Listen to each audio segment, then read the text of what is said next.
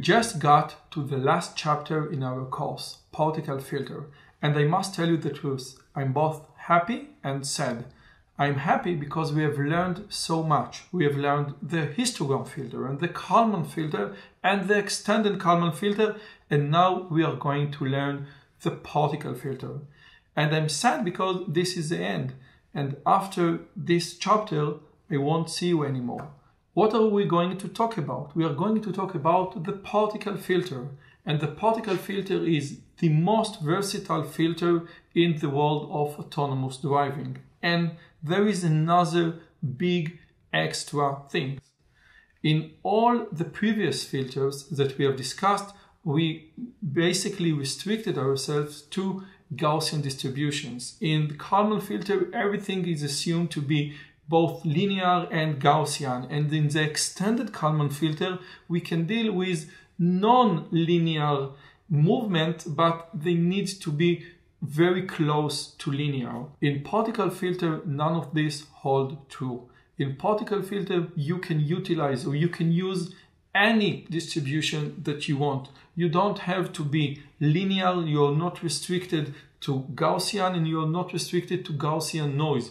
You can use and implement any sort of distribution that you want. Now, I have a personal issue with the particle filter because part of my PhD thesis dealt with a variation of the particle filter that we will explore later on in the course. A particle filter is a part of a big family which we call Monte Carlo localization. And just like in the Monte Carlo casino, what we mean when we say Monte Carlo is that we use guesses, because some problems are just too hard to solve analytically. And another approach is to use guesses. The more guesses you use, the more accurate you become. Let's assume that I want to compute pi, the ratio between the circumference and the diameter. What can I do? I can try to do it analytically, but it might be too hard. What I can do is to take many marbles and drop them randomly in two different jars, the right and the left, and then just count the number of marbles that went in the big jar and the number of marbles that went in the small jar. In our example, it will be 263 divided by 83.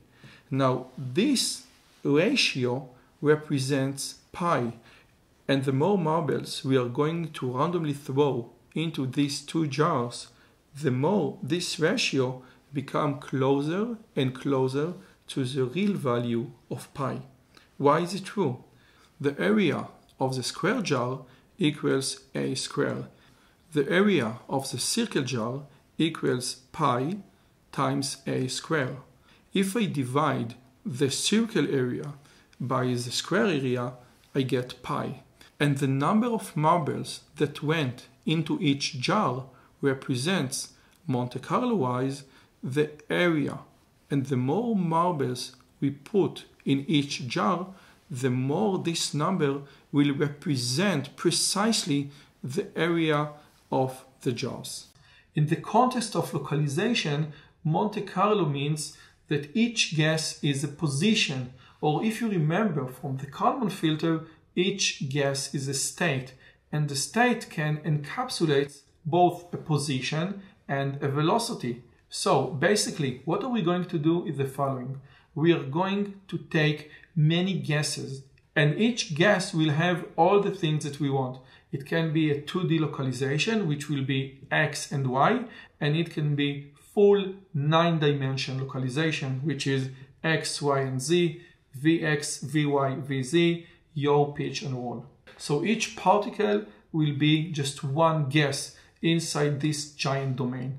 And we will deduce a method to say which particle is more likely, which particle is more probable to be in the vicinity of the true state of the system. Another feature of the particle filter, and this is a great bonus, that it is very easy to program. So let me assure you something. By the end of this chapter, you will not only know all the nitty-gritty details of how to implement a particle filter, including how to tune the parameters, but you will also know, and this is a promise, how to program it efficiently using Python. So, I can't wait to have you join me in this chapter. Please come. This will be the last chapter together. Come.